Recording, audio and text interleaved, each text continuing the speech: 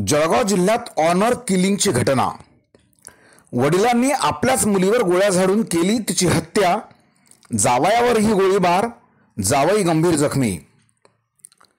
चोपडा शहरातील डॉक्टर बाबासाहेब आंबेडकर नगर येथे आयोजित हळदी समारंभात रिटायर्ड सीआरपीएफ अधिकारी वडिलांनी प्रेमविवाह केलेल्या मुलगी आणि जावयावर गोळ्या झाडल्या। या गोळीबारात मुलगी तृप्ती वाघ हिचा जागीच मृत्यू झाला, तर जावई अविनाश वाघ हे गंभीर जखमी झाले आहेत। प्रेम केलं म्हणून, माझ्या मुलाने त्याच्या मुलीला प्रेम केलं म्हणून तो राग होता। विरोध म्हणजे त्याला आमच्या घरी नांदवायचं नव्हतं, त्याची मुलगी त्याच्या घरी पाहिजे नव्हती। मग तो 2 वर्षापासून काय करत होता तेव्हाच विचार करायला पाहिजे ना।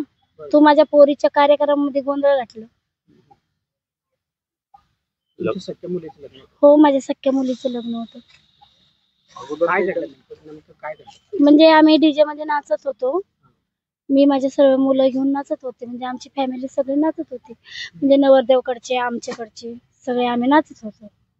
मग तो मागणं आला, तोंडाला रुमाल वगैरे लावलं होतं, डायरेक्ट फायरिंग करायला लागला। डायरेक्ट पहिली गोळी माझ्या सुनाला मारलं, नंतर मग माझी सून खाली पडल्यानंतर लगेच माझ्या मुलाला मारलं। 2 गोळ्या माझ्या मुलाला मारलं, 2 गोळ्या माझ्या सुनाला मारलं। कोणी मारलंय? मुलीच्या वडिलांनी। किरण मंगळे, मिलिटरी वाला आहे, फौजी। हो, सख्या नंदाचा नवरा आहे, सख्या नंदाचा जावई, म्हणजे भाचीचा नवरा सख्या।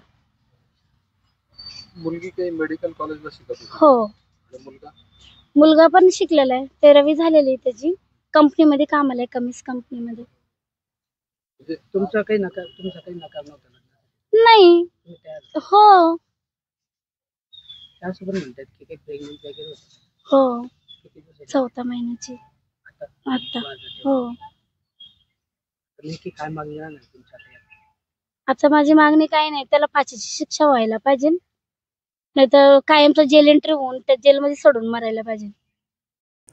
त्यांनी आपल्या परवानाधारक बंदुकीतून मुलगी तृप्ती वाघ आणि जावई अविनाश वाघ यांच्यावर अंधाधुंद गोळीबार केला।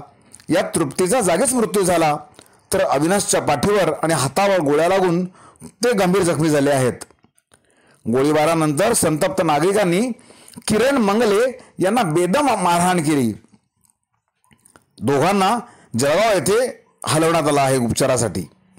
या प्रकरणी संशयित आरोपी किरण अर्जुन मंगले वय 55 वर्ष आणि त्यांचा मुलगा निखिल किरण मंगले वय 22 वर्ष यांच्या विरोधात गुन्हा दाखल करण्यात आला असून घटनेमुळे जिल्ह्यात एकच खळबळ उडाली आहे।